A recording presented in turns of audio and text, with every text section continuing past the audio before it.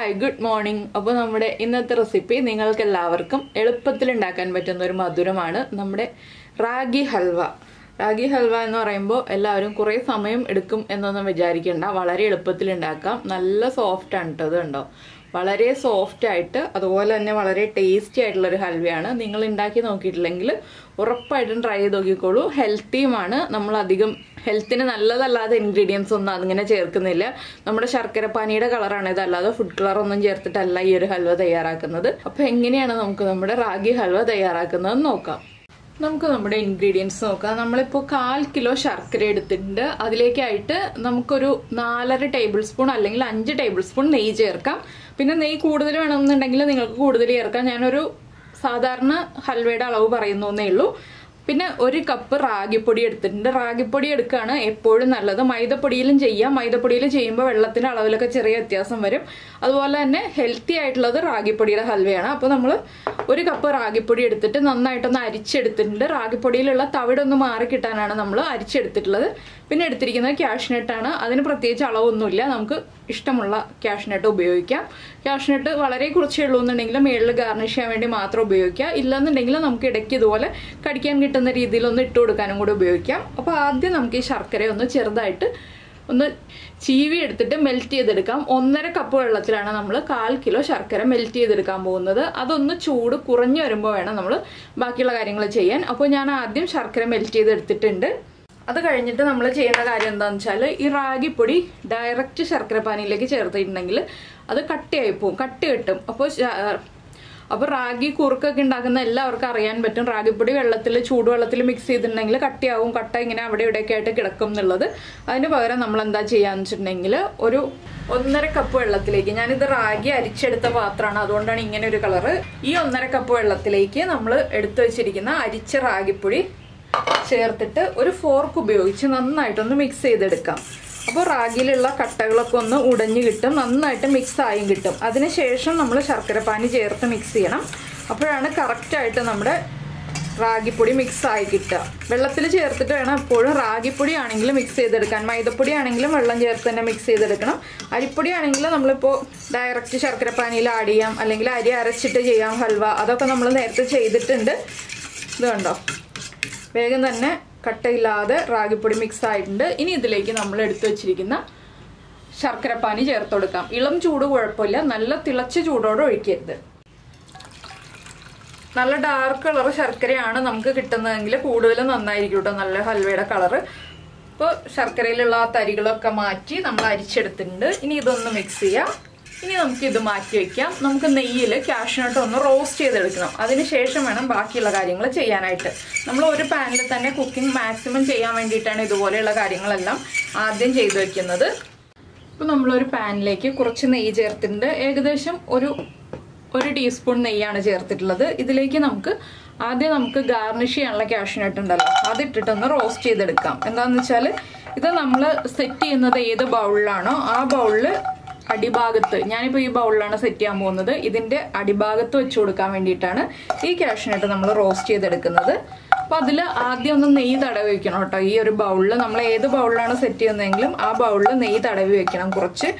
അതിനുശേഷം വേണം നമ്മൾ കാഷ്നട്ട് വെച്ച് കൊടുക്കാൻ. ഇല്ലെങ്കിൽ നമ്മൾ ഹൽവ റെഡിയാക്കി കഴിഞ്ഞിട്ട് നെയ്യൊക്കെ തടവി വരുമ്പോൾ സമയം പോവും. അപ്പോൾ ഹൽവ സെറ്റായി പോവും. അതിന് മുന്നേ ആയിട്ട് നമ്മൾ ആദ്യമേ തന്നെ ഇതെല്ലാം ചെയ്ത് വെച്ചിട്ട് ഹൽവ ഉണ്ടാക്കുകയാണെങ്കിൽ നമുക്ക് എളുപ്പത്തിൽ തന്നെ ഹൽവ റെഡിയാക്കി എടുക്കാം. അപ്പോൾ ഇതേ നെയ്യിൽ തന്നെ നമ്മൾ ബാക്കിയിരിക്കുന്ന കാഷ്നട്ട് ചെറുതായിട്ട് കട്ട് ചെയ്തിട്ട് അതൊന്ന് റോസ്റ്റ് ചെയ്തെടുക്കണം കേട്ടോ. എന്താണെന്ന് വെച്ചിട്ടുണ്ടെങ്കിൽ നമുക്ക് ഹൽവയുടെ ഇടയ്ക്ക് കടിക്കാൻ കിട്ടാനുള്ള കാഷ്നട്ടാണ് നമ്മൾ ഇനി റോസ്റ്റ് ചെയ്യാൻ പോകുന്നത്. ഇതിപ്പോൾ നമുക്ക് നെയ്യിൽ നിന്ന് മാറ്റാറായിക്കൊണ്ടിരിക്കുന്നു. കളറൊക്കെ ഒന്ന് ചേഞ്ചായി തുടങ്ങുമ്പോൾ തന്നെ നെയ്യിൽ നിന്ന് മാറ്റി കൊടുക്കുക. എങ്കിലേ ഹൽവയുടെ മുകളിൽ വയ്ക്കുമ്പോൾ അതൊരു ഭംഗി ഉണ്ടാവുള്ളൂ. കളർ വല്ലാതെ മാറിയിട്ടുണ്ടെങ്കിൽ കാണാൻ അത്ര ഭംഗി ഉണ്ടാവില്ല. അപ്പോൾ ഞാൻ ഇത്രയും ആക്കിയിട്ട് നമ്മൾ എടുത്തു വെച്ചിരുന്ന ബൗളിലേക്ക് തന്നെ മാറ്റാണ്. ഇനി നമുക്ക് ചെറുതായിട്ട് കട്ട് ചെയ്ത കാഷ്നട്ട് ഈ ഒരു നെയ്യിലേക്ക് ചേർത്ത് കൊടുക്കാം. വേറെ എക്സ്ട്രാ നെയ്യ് ആഡ് ചെയ്യുന്നില്ല. ഇനി ഇതൊന്ന് ചെറുതായിട്ട് കളർ ചേഞ്ച് ആയി വരുന്നത് വരെ, നമ്മൾ ആദ്യം വെച്ച കാഷ്നട്ടിനേക്കാൾ കുറച്ചുകൂടി ഒന്ന് കളർ ചേഞ്ച് ആയി വരുന്നത് വരെ റോസ്റ്റ് ചെയ്തെടുക്കാം. നെയ്യിൽ തന്നെ ചെയ്യണം കേട്ടോ. നെയ്യിൽ അല്ലെങ്കിൽ പിന്നെ നമുക്ക് ചെയ്യാവുന്നത് വെളിച്ചെണ്ണയിലാണ്. വെളിച്ചെണ്ണയിൽ ചെയ്യുമ്പോൾ ഹൽവയുടെ ടേസ്റ്റിന് വ്യത്യാസം വരും. നെയ്യിൽ ചെയ്യുകയാണെങ്കിൽ കൂടുതൽ ടേസ്റ്റ് ആയിരിക്കും ഹൽവയ്ക്ക്. നമ്മളിപ്പോൾ വാങ്ങിക്കുന്ന ഹൽവയൊക്കെ നെയ്യിലും വെളിച്ചെണ്ണയും കൂടി മിക്സ് ചെയ്തിട്ടാണ് ചെയ്യുക. അപ്പോൾ നമ്മൾ വീട്ടിൽ ചെയ്യുമ്പോൾ കുറച്ചളവിൽ നെയ്യൊക്കെ ചേർത്തിട്ട് നമുക്ക് ചെയ്യാവുന്നതേ ഉള്ളൂ.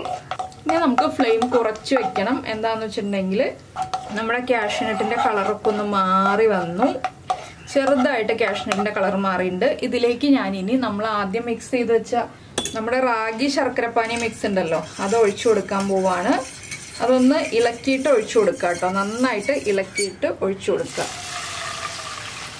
വേഗം തന്നെ ഇത് സെറ്റായി വരും. നമ്മൾ കൈയെടുക്കാതെ ഇനി ഇളക്കിക്കൊണ്ടിരിക്കണം. ഇനി ഫ്ലെയിം കൂട്ടി വയ്ക്കാം. ഹൈ ഫ്ലെയിമിൽ തന്നെ വയ്ക്കുക. ചെറിയ ബർണറാണ്, വലിയ ബർണറല്ല. ഇനി ഇതൊന്ന് തിളച്ചു വരുന്നത് വരെ നമുക്ക് സമയമുണ്ട്. തിളച്ചു തുടങ്ങുമ്പോൾ കൈയെടുക്കാതെ ഇളക്കി കൊടുത്തുകൊണ്ടിരിക്കുക. ഈ സമയത്ത് നമുക്ക് ഈ ബൗളിൽ ഞാനിപ്പോൾ ഇതാ നെയ്യൊക്കെ അപ്ലൈ ചെയ്ത് വെച്ചിട്ടുണ്ട്. ഇതിലേക്ക് കാഷ്യൂനട്ടൊക്കെ വെച്ച് ഭംഗിയാക്കാം. അപ്പോൾ ഇതിങ്ങനെ ഒന്ന് ഇളക്കി കൊടുക്കുക. നമ്മൾ നോൺ സ്റ്റിക്ക് പാനിൽ ചെയ്യുകയായിരിക്കും കൂടുതൽ നല്ലത്. അല്ലെങ്കിൽ ഉരുളി എടുക്കുക, ഓടിൻ്റെ ഉരുളിയിൽ ചെയ്യുക. അപ്പോഴാണ് ഹൽവ കറക്റ്റ് ആവുക. നോൺ സ്റ്റിക്ക് പാൻ അല്ലെങ്കിൽ ഓടിൻ്റെ ഉരുളിയിൽ ഉണ്ടാക്കുമ്പോഴാണ് ഹൽവ നമുക്ക് ഇളക്കാൻ എളുപ്പം ഉണ്ടാവുക. അതുപോലെ തന്നെ ഹൽവയുടെ പെർഫെക്ഷൻ ഉണ്ടാവുക. കറക്റ്റായിട്ട് നമുക്ക് ആ ഒരു വഴറ്റി കറക്റ്റ് ഷേപ്പിൽ പാനിൽ നിന്ന് വിട്ട് വരുന്നതൊക്കെ നമുക്ക് കറക്റ്റായിട്ട് അറിയാൻ പറ്റുക. ഇങ്ങനെ ചെയ്യുമ്പോഴാണ്. അലുമിനിയം പാത്രത്തിലൊന്നും ചെയ്യണ്ട. പിന്നെ കുറച്ച് നെയ്യ് എടുത്ത് അടുപ്പിച്ച് വെക്കുക, നമുക്ക് ഇടയ്ക്കിടയ്ക്ക് ഒഴിച്ചു കൊടുക്കാനായിട്ട്. അപ്പോൾ ഇത് തിളച്ച് വരട്ടെ. അതിന് ശേഷം ഞാൻ ബാക്കിയുള്ള കാര്യങ്ങൾ പറയാം കേട്ടോ. അപ്പോൾ ഇതാ നമ്മുടെ ഹൽവ കട്ടിയായി തുടങ്ങുന്നുണ്ട് കേട്ടോ. ഹൽവയുടെ ഭാഗമായിട്ടില്ല, ഒന്ന് കുറുകി തുടങ്ങുന്നേ ഉള്ളൂ. ഇനിയിപ്പോൾ നമ്മൾ ഒട്ടും കൈയെടുക്കാതെ ഇളക്കിക്കൊണ്ടിരിക്കണം. ഈ ഒരു സ്റ്റേജ് വരെ ഇടയ്ക്കിടയ്ക്ക് ഇളക്കി കൊടുക്കുക. ഇനിയുള്ളത് കംപ്ലീറ്റ് ആയിട്ട് കൈയെടുക്കാതെ ഇതുപോലെ ഇളക്കി കൊടുത്തുകൊണ്ടിരിക്കുക.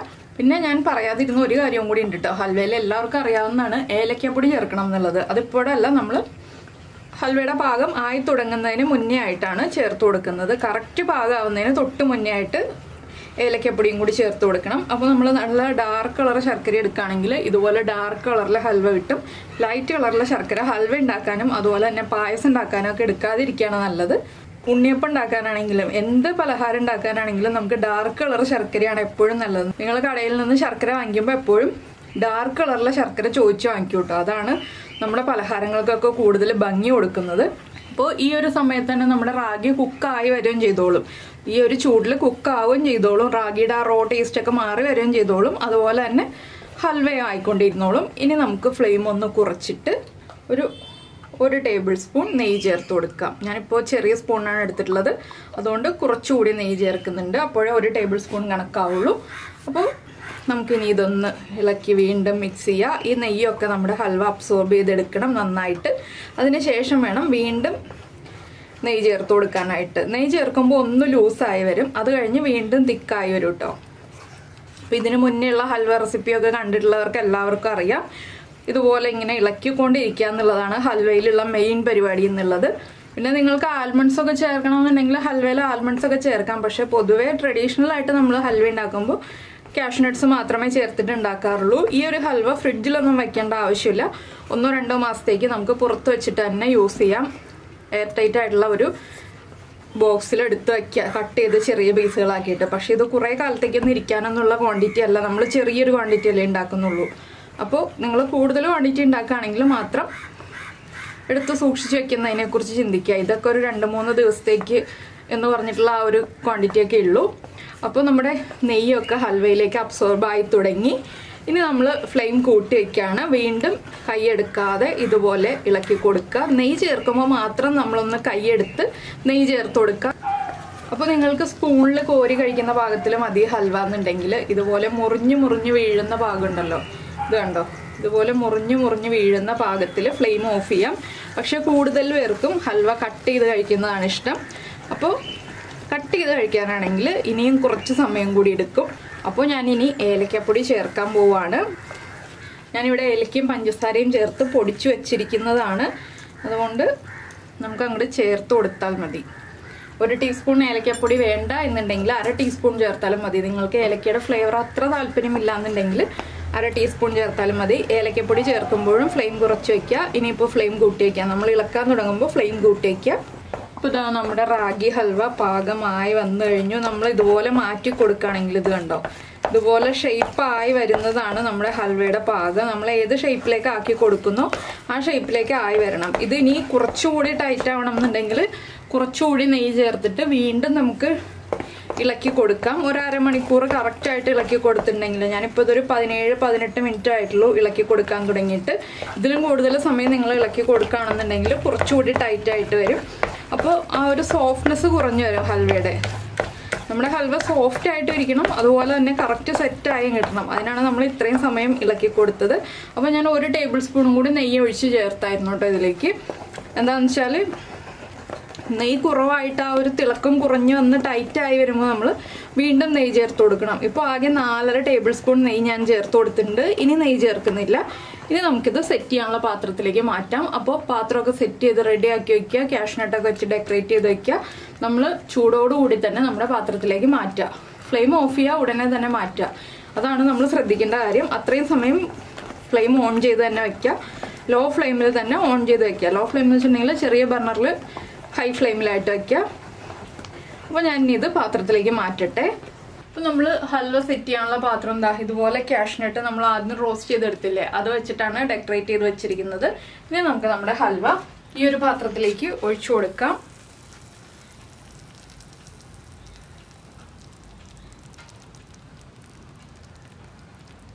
നമ്മൾ നെയ്യ് എടുക്കാൻ ഉപയോഗിച്ച ഒരു സ്പൂൺ ഉണ്ടല്ലോ, ആ സ്പൂൺ ഉപയോഗിച്ചിട്ട് നമുക്ക് ഷേപ്പ് ആക്കി എടുക്കാം. ഇത് ഒന്ന് മേൽഭാഗം ലെവൽ ചെയ്തെടുക്കണം. അതിന് നമ്മൾ ഈ നെയ്യ് എടുത്ത സ്പൂൺ ഉപയോഗിച്ചിട്ട് ഇതുപോലെ ഒന്ന് റെഡിയാക്കി എടുക്കുക.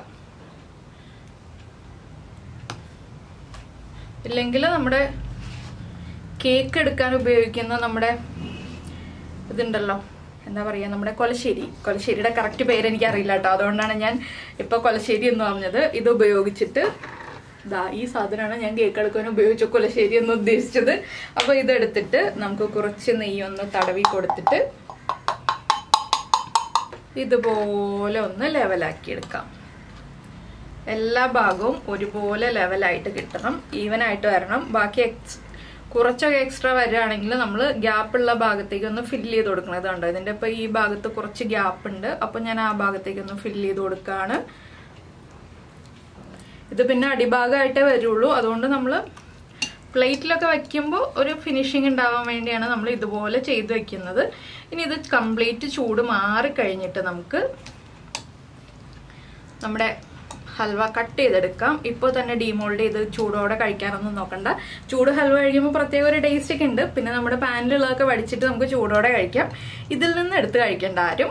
ഇതൊക്കെ നന്നായിട്ട് നമുക്ക് ചൂട് മാറിയതിന് ശേഷം എടുത്ത് കഴിക്കാം. കട്ട് ചെയ്ത് എല്ലാവർക്കും സെർവ് ചെയ്യാം.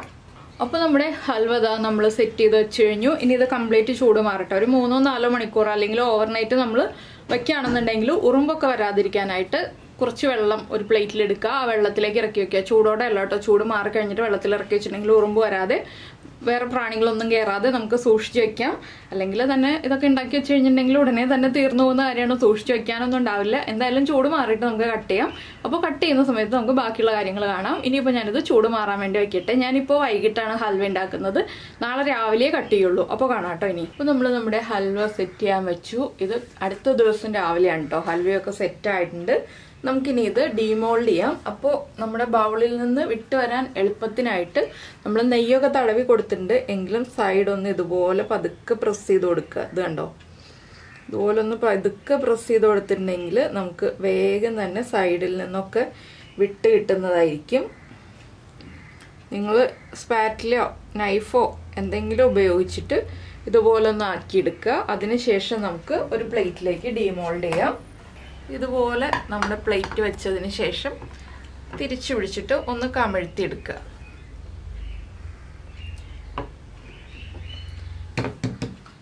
ഇനി നമുക്കിത് പതുക്കെ പൊക്കിയെടുക്കാം. കണ്ടോ, നമ്മുടെ ഹൽവ റെഡി. അപ്പോൾ ഇത്രയേ ഉള്ളൂ ഹൽവയുടെ പരിപാടി. വളരെ ഈസി ആയിട്ട് ഉണ്ടാക്കാം, അതുപോലെ തന്നെ നല്ല ടേസ്റ്റിയാണ്. നിങ്ങൾക്ക് ഇഷ്ടമുള്ള മോൾഡിൽ വെച്ചിട്ടുണ്ടെങ്കിൽ, ഇപ്പോൾ സ്ക്വയർ മോൾഡിലാണെങ്കിൽ സ്ക്വയർ ഷേപ്പിൽ കിട്ടും, റെക്റ്റാങ്കിൾ മോൾഡിലാണെങ്കിൽ റെക്റ്റാങ്കിൾ ഷേപ്പിൽ കിട്ടും. നിങ്ങളുടെ കയ്യിൽ കേക്ക് മോൾഡ്സ് ഒക്കെ ഉണ്ടെന്നുണ്ടെങ്കിൽ കേക്ക് മോൾഡിൽ വയ്ക്കാം. ഇല്ലെങ്കിൽ ഇതുപോലെയുള്ള ഗ്ലാസ് മോൾഡ് ഉണ്ടെങ്കിൽ ഗ്ലാസ് മോൾഡിൽ വയ്ക്കാം. ഇനി നമുക്കിത് കട്ട് ചെയ്ത് സെർവ് ചെയ്യാം. അത്രയേ ഉള്ളൂ പരിപാടി. ഹൽവയുടെ കഴിക്കുക, കഴിച്ചിട്ട് അഭിപ്രായങ്ങളൊക്കെ അറിയിക്കുക. അപ്പോൾ എന്തായാലും നിങ്ങൾക്ക് ഈ ഒരു വീഡിയോ ഇഷ്ടമായിട്ടുണ്ടാകുമെന്ന് വിചാരിക്കുന്നു. ഇഷ്ടമായിട്ടുണ്ടെങ്കിൽ കമൻറ്റ് ചെയ്യാൻ ഞാൻ പറഞ്ഞ പോലെ മറന്നുപോയില്ലല്ലോ. അതുപോലെ തന്നെ നമ്മുടെ വീഡിയോ സ്ഥിരമായിട്ടൊന്ന് കാണാനും കൂടി ശ്രമിക്കുക കേട്ടോ. എല്ലാ വീഡിയോകളും, ഈ ഒരു വീഡിയോ അല്ല, എല്ലാ വീഡിയോകളും നമ്മൾ കൂടുതൽ കറി റെസിപ്പീസാണ് ചെയ്യുന്നത്. അപ്പോൾ ഇടയ്ക്കൊരു ചേഞ്ച് ആയിട്ട് ഇതുപോലെയുള്ള റെസിപ്പികളും കൂടി ഉൾപ്പെടുത്തുന്നുണ്ട്. അപ്പോൾ നിങ്ങൾക്ക് ഇതൊക്കെ ഇഷ്ടമായിട്ടുണ്ടാവുമെന്ന് ഞാൻ വിചാരിക്കുന്നു. നമുക്ക് നമ്മുടെ അടുത്തൊരു വീഡിയോയുമായിട്ട് അടുത്ത ദിവസം വീണ്ടും കാണാം.